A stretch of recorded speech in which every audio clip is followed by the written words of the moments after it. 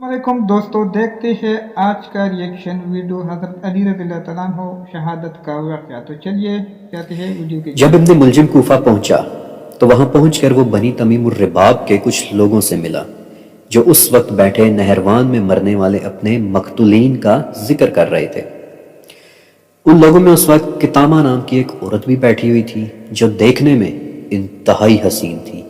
और इब्ने मुलजिम चाहते न चाहते उस औरत की तरफ अट्रैक्ट हो गया था। उन दोनों के दरमियान जब यह बातचीत आगे बढ़ी और कितामा को इब्ने मुलजिम की अपने अंदर दिलचस्पी महसूस हो गई तो उसने कहा कि अगर तू ये हुस्न चाहता है तो इसका तोहफा होगा 3000 दिराहिम, एक गुलाम और अली का कत्ल। जिस पर इब्ने मुलजिम राजी हो गया और कहा कि ठीक है, मैं ये तोहफा देने के लिए तैयार हूँ, लेकिन क्या तुम किसी ऐसे शख्स को जानती हो कि जो इस काम में मेरी मदद कर सकेगा? और तब कितामा ने इसे मजीद 2 लोगों से मुतारिफ करवाया, एक तो वरदान और दूसरा शबीब। जब इन तीनों प्लॉटर्स की साजिश तय पा गई कि क्या करना है और कैसे करना है तो ये तीनों आखिरी मर्तबा कितामा से मिलने और इससे दुआ लेने आए और कितामा उस वक्त एतकाफ में बैठी हुई थी। मैं एक मर्तबा फिर से बता रहा हूं कि ये तमाम बातें बड़ी अहम हैं, इन्हें आपने जहन में रखना है, आगे चलकर मैं इन्हें एक्सप्लेन करूंगा। बहरहाल कितामा ने रेशम की पट्टियां मंगवाई, उन्हें इन लोगों के सरों और बाजुओं पर बांधा, उन्हें अलविदा किया और ये लोग अंधेरे में मस्जिद के उस दरवाजे के सामने जाकर बैठ गए कि जहां से हजरत अली रजी अल्लाह ताला अन्हु ने मस्जिद में दाखिल होना था। मोहम्मद बिन हनीफा ने तलवार की जो पहली चमक देखी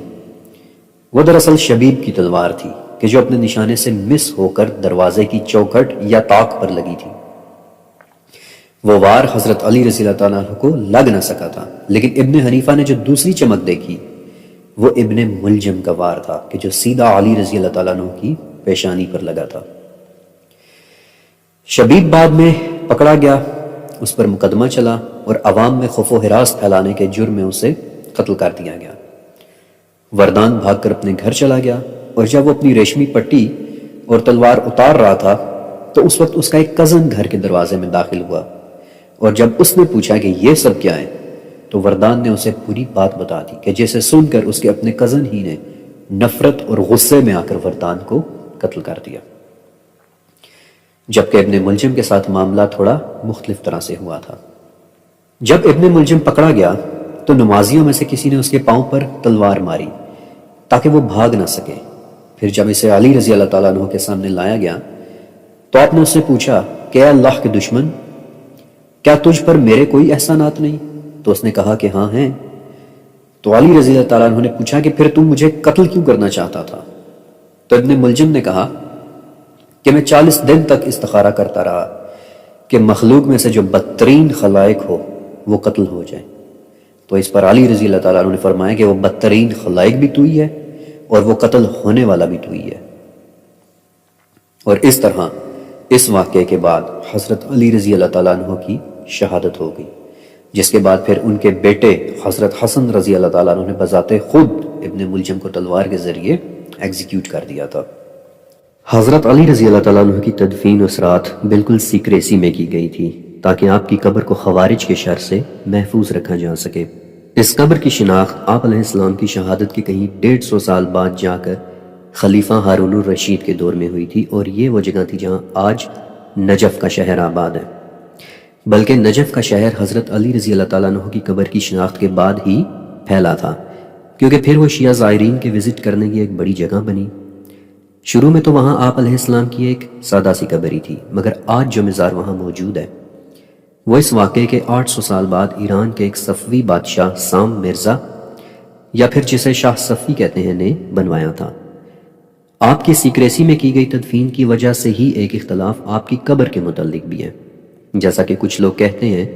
कि असल कब्र दरअसल अफ़गानिस्तान में मज़ार शरीफ में वाक़या मुकाम अली पर बनी हुई है और नक्शबंदी सूफिया की एक बड़ी तादाद आज भी विज़िट करने के लिए वहाँ जाती है। 12वीं सदी यानी इस्लाम के सुनहरे दौर में शाम के एक बहुत बड़े शाफ़ी स्कॉलर गुजरे हैं, हाफिज़ इब्ने असाकिर रहमतुल्लाह अलैह। आपने शायद इनका सिर्फ इतना ही नाम सुना होगा, इब्ने असाकिर, लेकिन इनके बारे में इससे ज़्यादा शायद बहुत ही कम लोग जानते हैं। ابن عساکر نے ایک کتاب لکھی تھی معجم الشیوخ، جس میں انہوں نے بتایا ہے کہ کس طرح انہوں نے مصر، حجاز اور ایران سے لے کر امو ریور تک کا سفر کیا ہے اور 1400 شیوخ سے تاریخ اور دین کا علم حاصل کیا ہے، کہ جس میں سے 80 اساتذہ فیمیل بھی تھیں، اور علم کے اس سمندر ابن عساکر رحمۃ اللہ علیہ نے 80 جلدوں پر مبنی ایک بہت بڑی تاریخی کتاب لکھی تھی، تاریخ دمشق، 80 جلدوں پر مبنی ایک کتاب۔ اس کتاب میں ابن عساکر نے حضرت علی رضی اللہ تعالیٰ عنہ کے متعلق ایک بڑا ہی نایاب واقعہ لکھا ہے جو میں آپ کو ضرور سنانا چاہتا ہوں۔ تاریخ دمشق میں امام احمد بن حنبل کہتے ہیں کہ حضرت علی رضی اللہ تعالیٰ عنہ کے فضائل میں جس قدر روایات وارد ہوئی ہیں وہ شاید کسی اور صحابی کے متعلق نہیں ہوئی، اور یہ بات سچ ہے کہ حضرت علی رضی اللہ تعالیٰ عنہ کے فضائل میں بہت سی روایات آتی ہیں، لیکن اس کی دراصل ایک وجہ بھی ہے۔ امام بہقی کہتے ہیں کہ حضرت علی رضی اللہ تعالیٰ عنہ کے بہت سارے مخالفین پیدا ہو گئے تھے، آپ کے خلاف خوارج نے بھی خروج کر دیا تھا، تو ان حالات میں اس وقت موجود صحابہ مجبور ہو گئے تھے کہ ہر اس روایت کو بیان کریں کہ جو انہوں نے آپ صلی اللہ علیہ وسلم سے سیدنا علی کے فضائل، مناقب اور محاسن کے بارے میں سن رکھی تھی، تاکہ ان روایات کے ذریعے وہ ہر اس پروپیگنڈا کا رد کر سکیں کہ جو امیر المومنین کے خلاف ہو رہا تھا۔ اور حضرت علی رضی اللہ تعالیٰ عنہ در حقیقت ان فضائل کے باقاعدہ مستحق بھی تھے، کہ یعنی کہ یہ کوئی فرضی فضائل نہیں تھے، and it all makes sense۔ اور یہاں میں اس واقعے کا ذکر کرنا چاہتا ہوں کہ جو حضرت علی رضی اللہ تعالیٰ عنہ کے حوالے سے ابن عساکر نے اپنی کتاب تاریخ دمشق میں درج کیا ہے۔ اس واقعے کے مطابق تابعی عمر بن میمون رحمۃ اللہ علیہ کہتے ہیں کہ ایک مرتبہ میں ابن عباس رضی اللہ تعالیٰ عنہ کے پاس بیٹھا ہوا تھا، اور یہ ان کے نابینا ہو جانے سے پہلے کا واقعہ ہے۔ تو ان کے پاس 9 افراد آئے کہ جو خوارج میں سے تھے، اور انہوں نے کہا کہ ابن عباس، ہم آپ سے اکیلے میں کچھ بات کرنا چاہتے ہیں، لہٰذا یا تو آپ ہمارے ساتھ آ جائیں یا پھر ان لوگوں کو یہاں سے اٹھا کر باہر نکال دیں۔ تو ابن عباس نے کہا کہ میں ہی تمہارے ساتھ آ جاتا ہوں۔ اب عمرو کہتے ہیں کہ ہمیں نہیں پتا کہ انہوں نے ابن عباس سے کیا باتیں کی، لیکن ہم کیا دیکھتے ہیں کہ ابن عباس غصے میں اپنے کپڑے جھاڑتے ہوئے چلے آ رہے ہیں اور کہہ رہے ہیں کہ افسوس، انہوں نے ایک ایسے شخص کے بارے میں زبان درازی کی کہ جو 10 ایسے فضائل کا مالک ہے کہ جو اس کے علاوہ کسی اور میں نہیں ہے۔ انہوں نے ایک ایسے شخص کے بارے میں زبان درازی کی ہے کہ جس کے متعلق رسول اللہ صلی اللہ علیہ وسلم نے جنگ خیبر میں کہا تھا کہ کل میں اسے بھیجوں گا جسے اللہ کبھی رسوا نہیں کرے گا۔ وہ شخص اللہ اور اس کے رسول سے محبت کرتا ہے، اور اللہ اور اس کا رسول اس شخص سے محبت کرتے ہیں۔ وہ شخص جسے اللہ کے رسول نے سورہ توبہ دے کر بھیجا تھا کہ وہ مشرکین سے براءت کا اعلان کر دیں، اور کہا تھا کہ اس صورت کو وہی لے کے جائے گا کہ جو مجھ سے ہے اور میں اس سے ہوں۔ وہ شخص جس کے بارے میں آپ صلی اللہ علیہ وسلم نے فرمایا تھا کہ اے علی، تو دنیا اور آخرت دونوں میں میرا دوست ہے۔ وہ شخص جس نے سیدہ خدیجہ کے بعد اسلام قبول کرنے میں دیر نہ لگائی تھی۔ وہ شخص جو اس چادر میں تھا جسے آپ صلی اللہ علیہ وسلم نے علی، فاطمہ، حسن اور حسین رضی اللہ تعالیٰ عنہ پہ ڈال کر سورہ احزاب کی 33ویں آیت تلاوت کی تھی کہ یا اہل البیت، اللہ تو یہی چاہتا ہے کہ وہ تم سے ہر قسم کی گندگی کو دور کر دے اور تمہیں اچھی طرح سے پاک کر دے۔ وہ شخص کہ جو ہجرت کی رات آپ صلی اللہ علیہ وسلم کے بستر میں آپ کی چادر اوڑھ کر سو گیا تھا۔ وہ شخص کہ جس نے تبوک کے موقع پر آپ صلی اللہ علیہ وسلم سے پوچھا کہ کیا میں بھی آپ کے ساتھ چلوں گا، تو آپ نے منع کر دیا، اور وہ آپ کے منع کر دینے پر رو پڑے، جس پر پھر آپ صلی اللہ علیہ وسلم نے فرمایا تھا کہ اے علی، کیا یہ زیادہ اچھا نہیں کہ تمہاری مجھ سے وہی نسبت ہو کہ جو موسیٰ کی ہارون سے تھی؟ اے علی، میں چاہتا ہوں کہ جب میں باہر جاؤں تو مدینہ میں تم میرے نائب ہو۔ وہ شخص جس کے بارے میں آپ صلی اللہ علیہ وسلم نے فرمایا تھا کہ میرے بعد علی ہر مومن کا ولی اور دوست ہے۔ وہ شخص جس کے گھر کا دروازہ مسجد نبوی میں تب بھی کھلا رہا تھا جب سب لوگوں کے مسجد کے صحن میں کھلنے والے دروازوں کو بند کر دیا گیا تھا۔ وہ شخص جس کے متعلق آپ صلی اللہ علیہ وسلم نے فرمایا تھا کہ جس کا میں مولا ہوں اس کا علی بھی مولا ہے۔ یہ مکمل اور نایاب روایت ابن عساکر نے اپنی 80 جلدوں پر مبنی کتاب تاریخ دمشق میں لکھی ہوئی ہے، جبکہ باقی کتابوں میں بھی حضرت علی رضی اللہ تعالیٰ عنہ کے فضائل میں موجود روایات میں کوئی کمی نہیں ہے۔ کتاب الدمشق ہی میں ابو طفیل کہتے ہیں کہ ایک مرتبہ علی نے مجھ سے کہا کہ ابو طفیل، مجھ سے قرآن کی آیات کے متعلق پوچھ لو، یقیناً میں قرآن کی تمام آیات کے متعلق جانتا ہوں کہ کون سی آیت دن کے وقت نازل ہوئی تھی اور کون سی آیت رات کے وقت، کون سی آیت میدان میں نازل ہوئی تھی اور کون سی آیت پہاڑ پر۔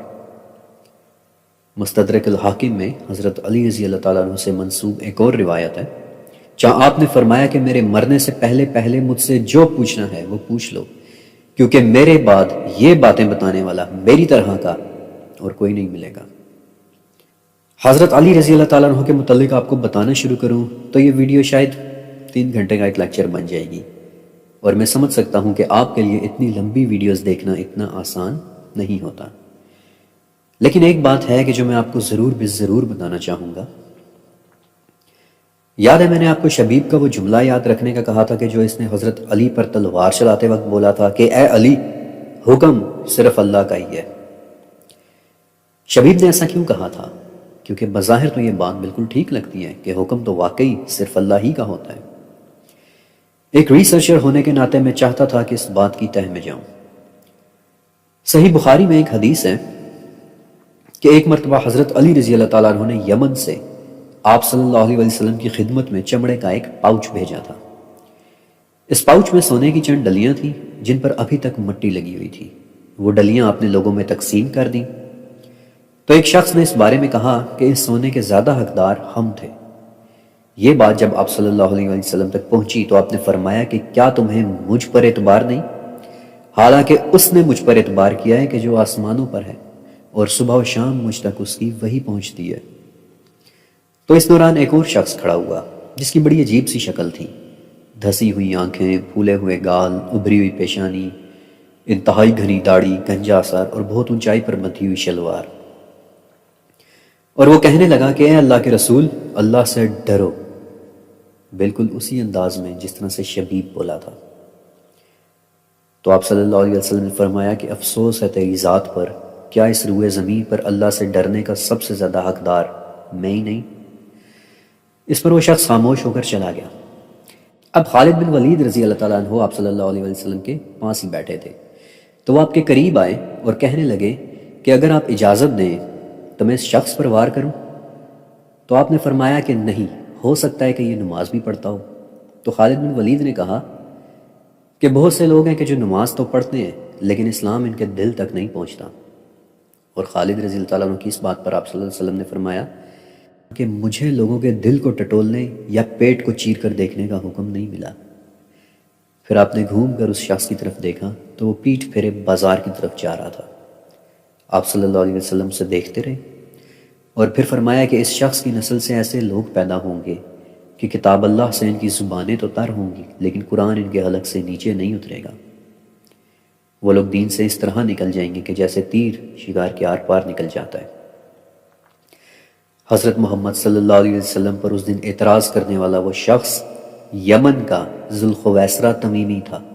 اور یہی وہ شخص تھا کہ بعد میں جس کی اولاد سے یہ تمام خوارج پیدا ہوئے،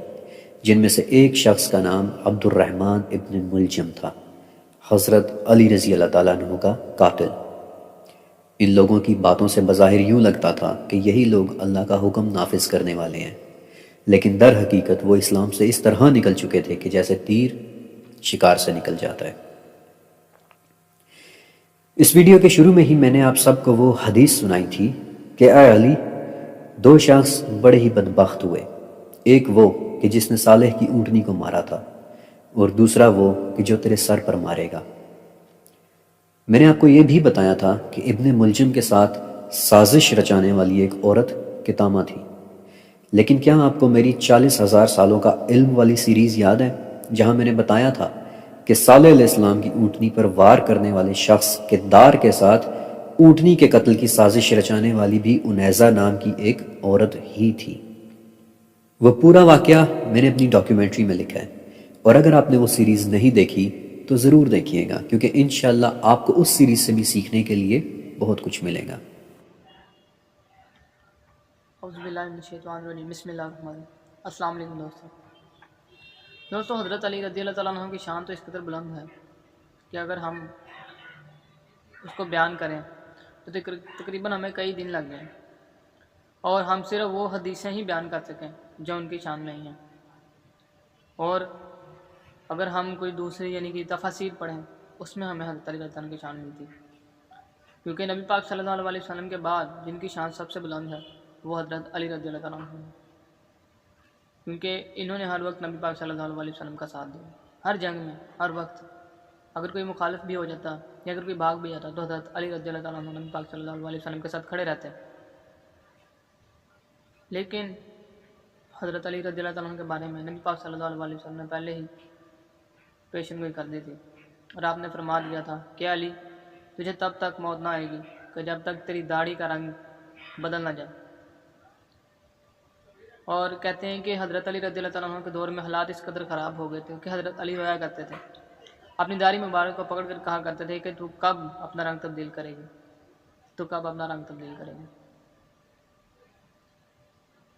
دوستوں میں ملوں گا انشاءاللہ اسی طرح نئی ویڈیو میں، مجھے دیجیے اجازت، اللہ حافظ۔ فرینڈ تو یہ تھا آج کا واقعہ، آپ نے دیکھا یہ پورا واقعہ اسٹوری جو فرقان نے سنا دیا۔ اگر آپ کو اسی طرح ویڈیو پسند آتی ہے تو چینل کو سبسکرائب کر دیجیے، کمنٹ کر کے ہمیں ضرور بتا دیجیے تو ہم اس طرح ویڈیو کو آپ کی خدمت میں پیش کریں گے۔ آنے والی ویڈیو کے لیے مجھے اجازت دیجیے، اللہ نگہبان۔